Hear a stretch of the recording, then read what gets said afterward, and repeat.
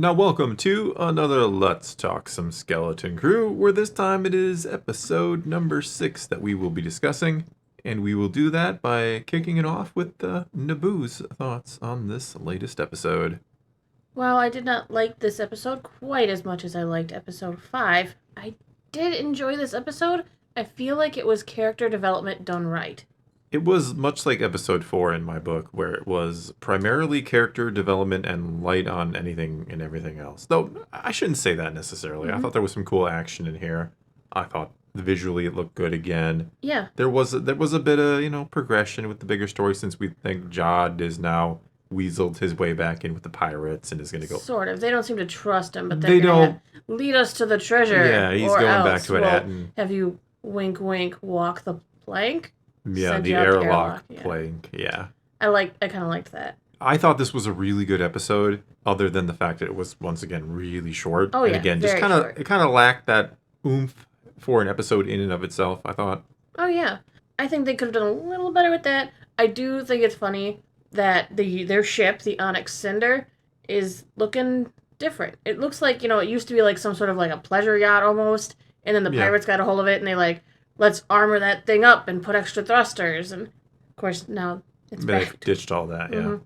I kind of like it because people bought the Lego version of it, and I don't think the Lego version can convert to I highly doubt that. Version. They love to do that, don't they? They sell you a ship and then they change the ship or blow it up. We always go back to the Razor Crest and the HasLab. The ship of your dreams. And then they blow it up. I think it's really kind of cute that the kids kind of transformed during this episode, getting that self-reliance, learning more about each other. They became less about two friends and a group now. I thought that was very clever for them to do, to split the kids up into the opposite teams, essentially. Wim going with KB and Neil going with Fern, because obviously those aren't the little cliques within the group, if you will. It makes a lot of sense because Neil's not afraid to express himself and tell you that he's like, hey, I'm terrified. I'm terrified. Hey, my legs aren't as long as yours because I'm, a different species. I'm more limited at doing this than you are. And it gave It's the opposite of KB, who's like, I can't say anything to Fern because otherwise she'll reject me. Right. And it's because of those two being together that Fern really understood that, I do need to listen to my friend. And it was great. And also, of course, Wim being a great listener, being paired with KB, listened to her. Yeah. It was they kind of both needed the opposite. Mm-hmm. So it was nice because, like I said, now instead of being two groups of friends, it is a group of friends. They're a real crew now. Yeah. And it's kind of like representative because the ship shed the past, you could say, and became a real ship that the kids can now pilot because they've fallen into their roles and off they're going to go. Everybody has bloomed. The friendships have bloomed and the ship has bloomed and we're ready for the finale. But I really liked how, I know people get upset when I call it... We got 2 episodes to go, though, right? Yeah, we got 2 to go. But, they're probably both going to be kind of at-atin episodes and dealing with the pirates and what Jod decides and all that. But I know people get irritated when I call this a kid's show, but this was a really good episode of a kid's show. Yeah, I agree. Because this was the messages in there about friendship and about accepting people. Mm-hmm. Listening to your friends. Yeah, exactly. Yes, adults can take a lot away from it. And I'm not trying to call it a kid's show to be demeaning or anything, but those are really good lessons for kids. That's the kind of thing you can watch and go, do I do that in my life? Do I expect too much of my friends, or do I not accept them for who they are, or do I not listen to them? To stand up to my friends like Neville Longbottom did.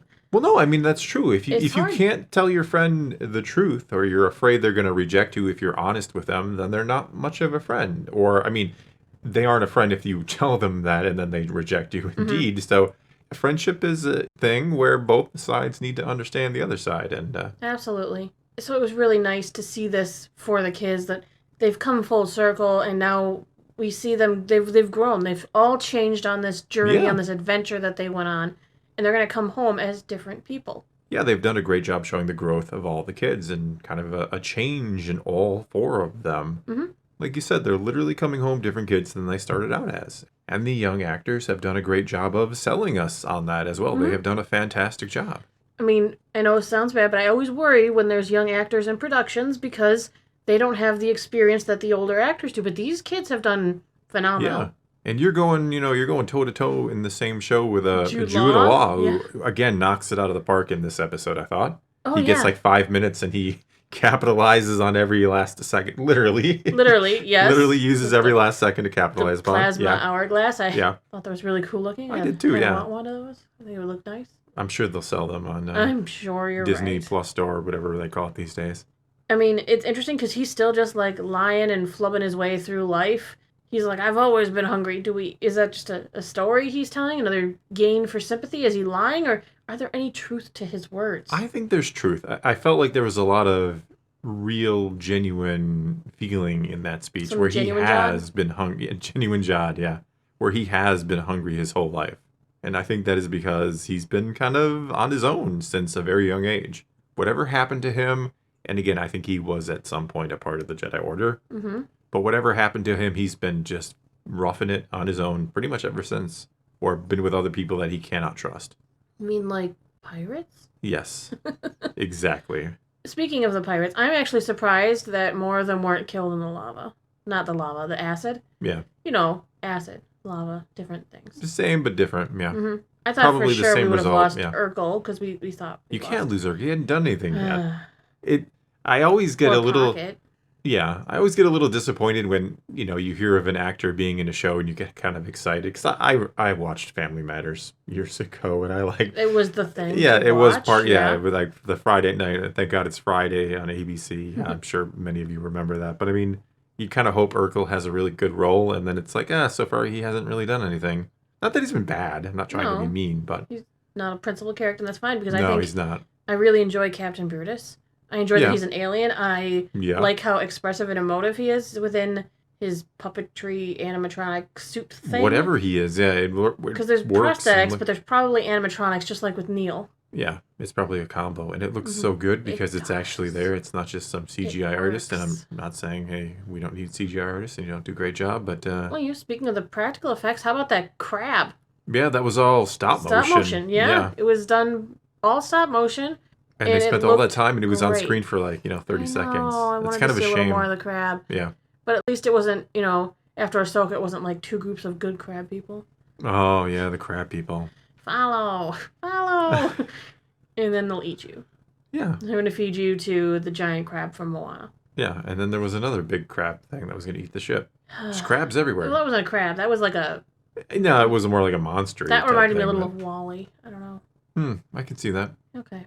But all in all, I think they're heading in the right direction. I liked this characterization episode a lot more than I liked the Akron episode, which felt a it little was better. forced to me. Yeah, agreed. This one agreed. feels a lot more natural, and you're seeing kids, they're at their breaking point, they're low, and they're talking about their problems, and they're moving forward. Yeah, I And agree. They're headed home, presumably. No, I think for sure we're heading home now, right?